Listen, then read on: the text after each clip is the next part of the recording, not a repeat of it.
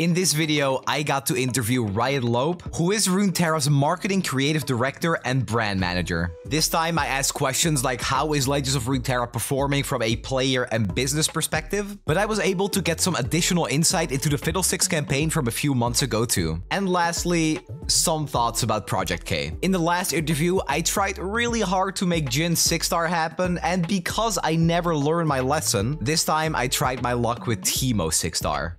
I did my best. Enjoy the video. So before we start the interview, can you tell us a little bit about yourself and what your favorite champion is in Path of Champions?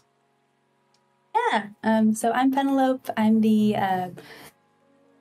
marketing creative director / brand manager / just publishing person for Legends of Runeterra.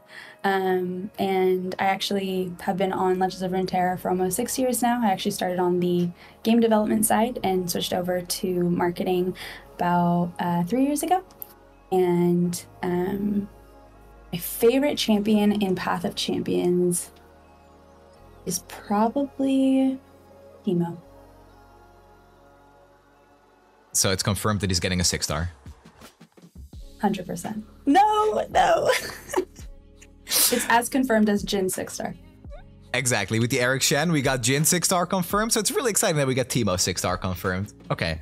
Now that we have that out of the way, I'm gonna move on with the great video that was uploaded on the 13th, I believe.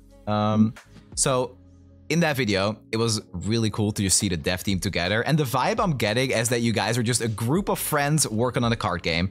Is that what the reality is like too? I know this sounds like the easy answer, but yeah, I guess I think everybody in the team is just gets along super well. Everybody has a really great sense of humor. We're big on shit posting and memes, so very similar to the community. And yeah, I think we have a really great team dynamic, and I'm really happy that showed through with the video.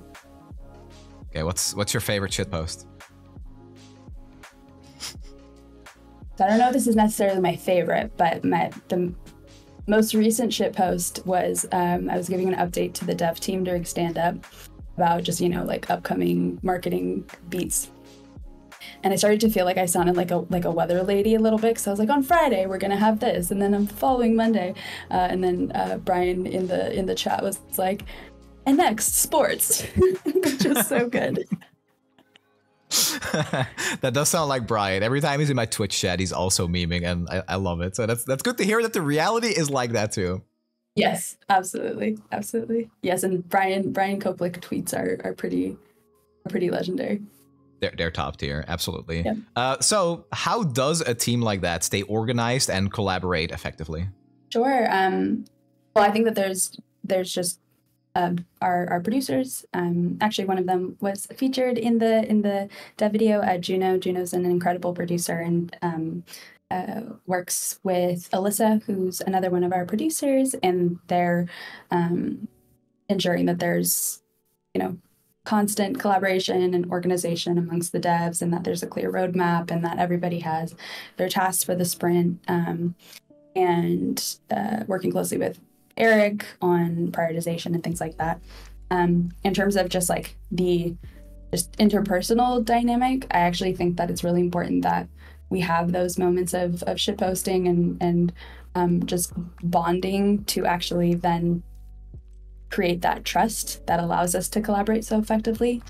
For instance, it's actually really sweet. The team, we basically eat lunch together every day on campus, and it's just a great way to bond and talk about things other than work, so that when we do talk about work, we're really focused and have that trust. Yeah, that's awesome, and it definitely shows. But then that teamwork and just working on the game in general become easier or harder or just better, I guess, after working more closely with League Studio in particular? Oh, sure. I think League Studios, I don't think it necessarily changes the dynamic internally for the team. I do think, though, it does create a support system. So we don't really feel like we're alone on an island. We kind of have those extra resources and extra folks to help support in moments where we need to assess, you know, things, for instance, like VO, like, okay, how are we going to make this happen with folks that are within League Studios, and understanding what those processes look like. So definitely helps reassure that there's other folks there. Can you tell me something about your favorite part about working with League Studios since, I believe it happened since the start of this year?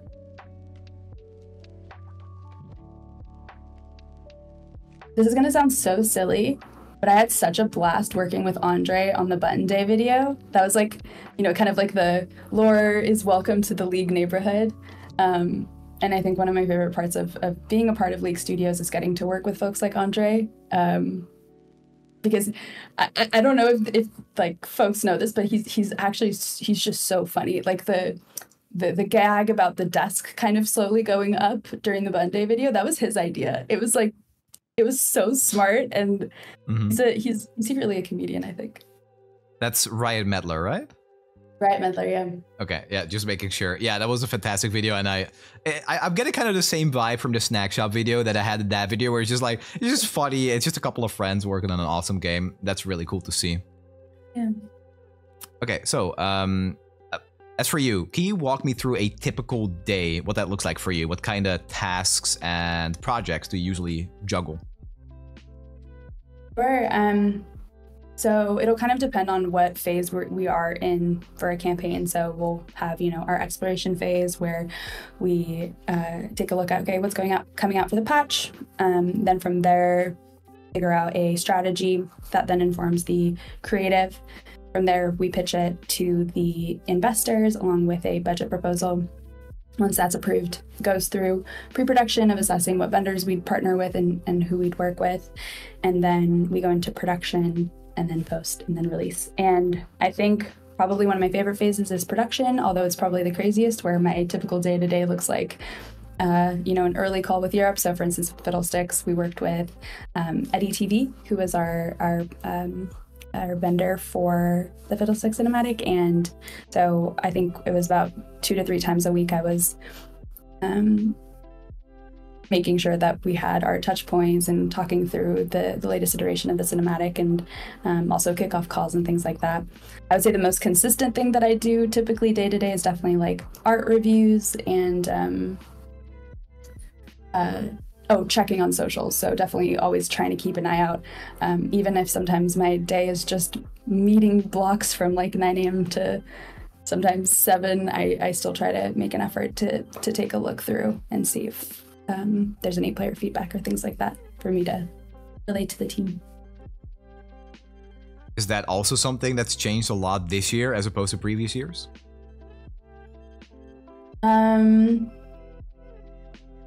Like my day-to-day, or your day-to-day and just the general like tasks and projects that you do work on?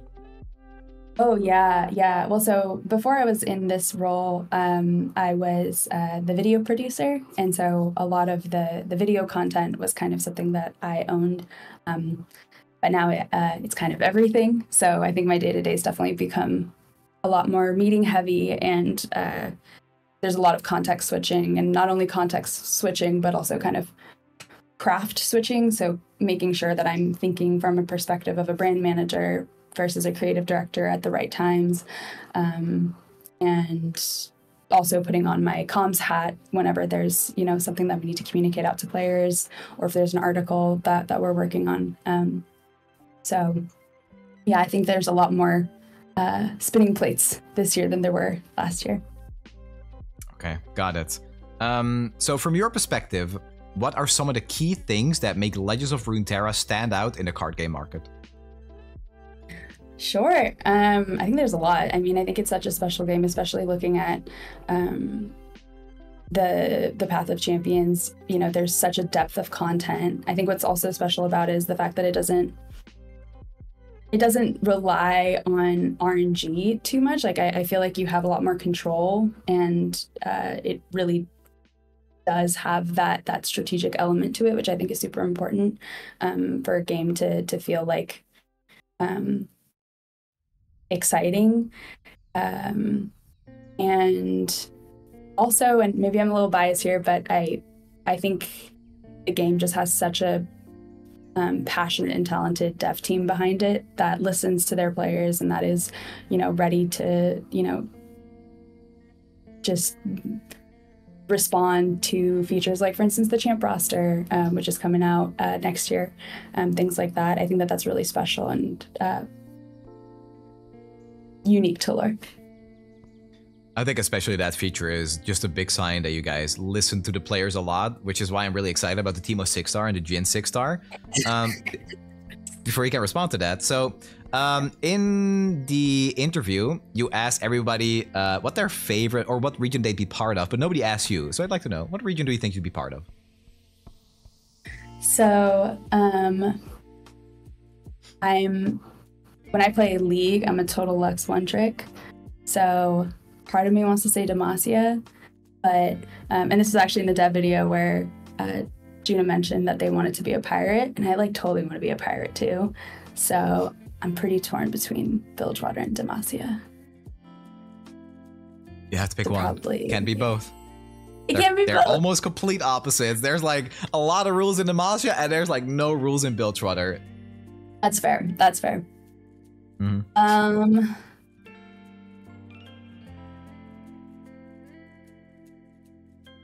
Demacia. Bilgewater. Demacia. Okay, we're locking in Demacia. And you said your favorite keyword will be elusive? Yeah. I vibe with that, but is that... Yeah, you're sure about elusive? There's a lot of like sharpsiders, elusive blockers out there.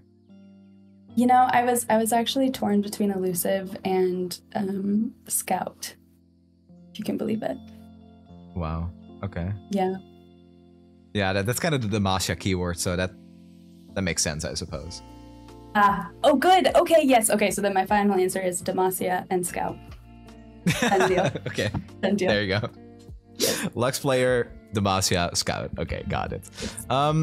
So in the video, Eric said something about how Path to Champion had to work from a player and business perspective. So how are both of those aspects looking almost a year later? Sure. So I think in terms of the player health, I think that there were definitely some ups and downs this year, and we really mean it when we say that we're so grateful to our players for sticking with us and supporting us throughout this year. And I hope that folks are excited for next year, as excited as we are. And I hope that we will continue to have, the highs like we did this year. And in terms of business health, I think that kind of relates to that in terms of I think when there's a happy player base, there's also business that runs well. And from a business perspective, and I think Eric mentioned this in the interview that the two of you had where, in 5 months of bundle sales, it equates to the amount of sales that we had for boards in a full year. So business-wise, LoR's future has never looked brighter. Actually, I tweeted about that recently, and I really mean it. I think that we're on a trajectory to success and longevity for the game.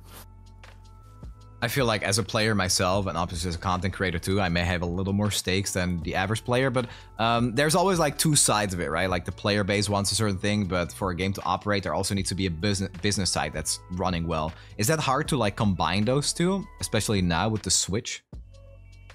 Sure. I think that it's actually just super interesting when we look at product strategy and ensuring that there's a solid revenue strategy model that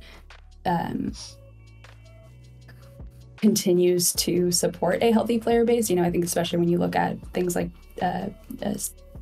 digital card games, there's typically some pretty predatory strategies there. And so I think that especially in LoR, we've done a great job of, our Arrogant team, they've done a great job of getting content out that hopefully players feel good about spending money. And obviously, we've heard the feedback when it comes to new champions and wanting to have a little bit more flavor. And so there is so much importance to ensuring that our players are happy with when they are spending money in our game. So yeah, I think it's definitely a balance, and I think working at Riot is really cool because our whole motto is making it better to be a player, and so there will never be a world where we kind of turn to any of those predatory models. It's really about making sure that we facilitate a healthy environment for players, and when they spend money, they feel good about it. Okay, yeah, that's definitely something that's gone a very long way since the entirety of Runeterra lifespan. I'm not going to name any names of the card games that do that, but instead of talking about the future, I'd like to take you back a little bit and talk about my favorite champion, Fiddlesticks, of course. Yes, Sticks. So, how did you leverage Fiddlesticks' unique character and its status as one of the community's most desired champions to generate hype, mostly among me? It was all planned around you, Snnuy. I knew it. Yeah, it was a super fun one. I think there was like a lot of really cool intersections of thematic. So, you know, Fiddlesticks was releasing during October, which is spooky month. We also had Evelyn getting a constellation, which was super fun. And yeah, I think Fiddlesticks' whole shtick is kind of, you know, creating fear, and that fear is how Fiddlesticks kind of feeds on folks. So what I was thinking with the spoiler season was, how do I incite that fear during spoiler season? And that's how I kind of ended up spelling out Fiddle through each of the different champions, and obviously ending with Fiddle. I think if I had made spoiler season any longer, I think I would have incited a little too much fear. So it was great because I learned kind of like what the community can handle in terms of how much time we spend teasing something. So yeah, it was a super fun campaign, and I actually love horror, so it was a really fun one to work on. Yeah, you ruined my day, but you could have ruined my week. But at least that Fiddlesticks reveal made it all worth it. So it was really cool to see. To me, it was one of, if not the best reveal season. It was just awesome to see that lead up to, you know, the champion that everyone honestly has been waiting so long on. So did you face any specific challenges in marketing this expansion, considering like that darker and jump scary nature beyond like the spoiler season? Was that anything that went into like bringing the character to life in the game, or the music video, or anything else? Sure. I think that there was a few different challenges. I think spelling out Fiddle, which also I just laugh every time because I think of the memes of Billef. It's like, what could it mean? Which is very funny. I also wanted to make sure that, because there haven't been a ton of situations. I think there was like a Jhin spoiler, like when Jhin first came out in League, where, you know, they showed like Sona kind of evaporating and things like that. I think whenever we're showcasing champions in some kind of way, I really wanted to make sure that players didn't think that these champions were somehow getting an update or any special new content in the game, but it was actually a part of the marketing campaign. So I think the biggest challenge was making sure that I was choosing the correct champions, and I wanted to showcase each of their biggest fears. And of course, we started off with Darius, who's like just like perfection, and so there was just like a lot of challenges in making sure that we chose the correct fears to represent each of the champions, and I hope folks liked it. The second, I think, biggest challenge was making sure Fiddlesticks didn't look goofy. Because if you look at Fiddlesticks for too long, it's kind of, you know, it starts to feel a little bit goofy. So I think a lot of the goal with the production of the cinematic and kind of the creative behind it was making sure that the fears kind of created from that anticipation versus from just Fiddlesticks being spooky, because that could have looked silly very quickly. Yeah, I think with horror especially, it's really easy to just make something look just completely scuffed versus like having an actual effective horror theme. To me, Fiddlesticks has always struck that perfectly, so it was nice to see him hit that same tone in Legends of Runeterra, and the music video helped with that too. Just a little bit. I want that last party music video where he like jumped up and kind of revealed that the final champion was going to be Fiddlesticks. Was that hard to orchestrate or like plan for? That was probably the scene that we adjusted the most, because yeah, it's super, especially when working with animation and then going into, you know, the post-production of compositing and making sure that the lighting is good. So actually there were a few times when we created that scene where it was actually super bright, and so it actually made it feel less scary. Or, you know, when Fiddlesticks would come at the camera, it was a little bit too long that it felt goofy. And so we had to have kind of like that perfect timing for it to feel like a jump scare versus just seeing Fiddlesticks hanging out and then coming at you. So very subtle differences, I think, in the creative approach, but they make a huge difference in terms of how folks respond to it when they see the cinematic. Oh, and also, we were the first marketing team at Riot to actually use the new feature from YouTube. So folks hear the Fiddlesticks video in Korean or Japanese or Polish. I think one of my favorite comments was someone saying, Fiddlesticks is Polish, which, you know, maybe that's canon now. You can hear it. It checks out, right? But yeah, you can actually hear it in the cinematic. There's all of the different languages for Fiddlesticks. That's actually really cool. It's not something I've tried to use myself, but that must be pretty weird if you're like used to seeing Runeterra videos in English, and then when you get to the actual like final part, you get an extra jump scare because Fiddle speaks your language. That's kind of cool, actually. That fits really well. Yeah, and I have to say, Fiddlesticks in French is super, super spooky. Okay, I'll have to listen to that one after the interview. Yes. Let me know. Okay, Let me know what you think. Yeah, I will, definitely. So what are the most important KPIs to measure the success of a marketing campaign? Like, we can maybe use the Fiddlesticks one as an example. Sure. I think that there's sometimes kind of the more, I guess, obvious ones, which are, you know, are players going in to play the game on launch day? How are the sales going for the bundles? Are people excited about the new champion? And then there's kind of that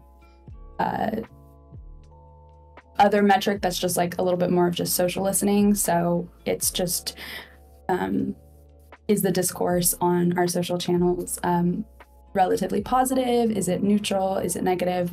I think that gets us a pretty good sense of like how we approach marketing campaigns. So for instance, when I mentioned the length of time that we spent teasing Fiddle, I think that was kind of the extent of how long we should tease a champion for. So different things like that. Sometimes the data is obviously super, super helpful, but sometimes it's important to just stay connected to the community and what they're saying, and making sure that there's that resonance there just from like a, I guess, human perspective, and not just relying on the data.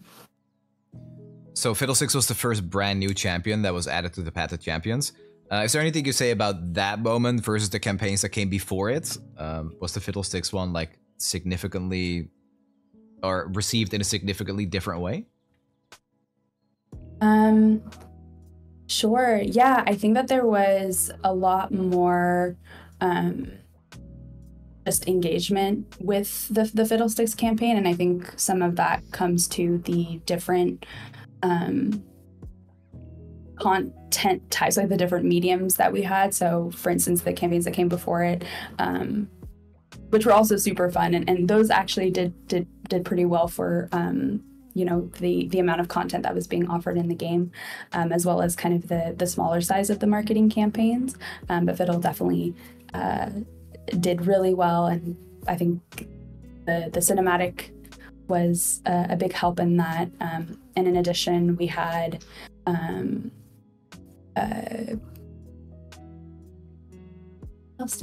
else did we have? It was only like 2 months ago, but I feel like it was like forever ago. Before Fiddlesticks, you mean? Before Fiddlesticks, we had like Ari Heimerdinger, I think. We had Swain Yasuo, Caitlyn Vi. Oh yeah, Caitlin and Vi, that actually did a really good job of engagement, and I think that there's also some really interesting just kind of social strategy. So for instance, when posting on a platform like X, there's actually more prioritization for video content versus static posts. So we actually saw quite a spike in engagement and monthly active players from the Caitlin and Vi patch compared to others similar sized patches. So I think their reveal through video, I think, traveled across the platform, not just to folks that follow the official Runeterra account. So that was really cool.